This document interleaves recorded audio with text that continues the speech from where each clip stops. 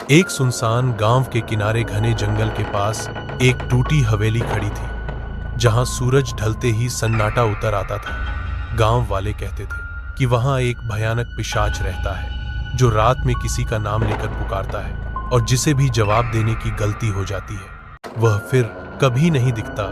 एक रात जिद्दी लड़का देव सच देखने निकला। चांद बादलों में छिपा था, पेड़ों की छाया जमीन पर कांप रही थी।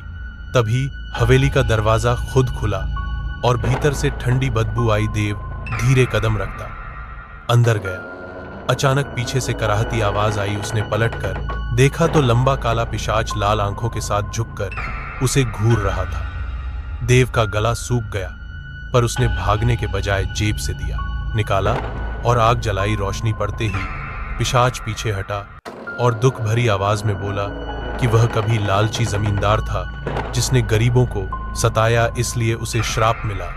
देव ने कहा कि अगर उसे मुक्ति चाहिए तो उसे डर फैलाना छोड़कर लोगों की मदद करनी होगी। पिशाच रो पड़ा और बोला कि हवेली के नीचे छिपा अनाज गांव को दे देगा। सुबह गांव वाले पहुंचे तो अनाज से भरे घड़े मिले और हवेली राख बन चुकी थी। लोग खुश हुए, पर हर अमावस की रात जंगल से धीमी आवाज आती है जो कहती है कि बुराई से जन्मा डर साहस से हार जाता है, और देव का नाम गांव की कहानियों में चमकता है। कहते हैं कि उस रात आसमान में अजीब चमक थी और हवेली के ऊपर काले बादल गोल घूम रहे थे, जैसे कोई अदृश्य शक्ति श्राप को तोड़ रही हो। गांव की बूढ़ी दादी बताती हैं कि देव के साहस ने पिशाच के भीतर छिपी इंसानियत को जगा दिया और उसी क्षण उसकी मुक्ति तय हो गई।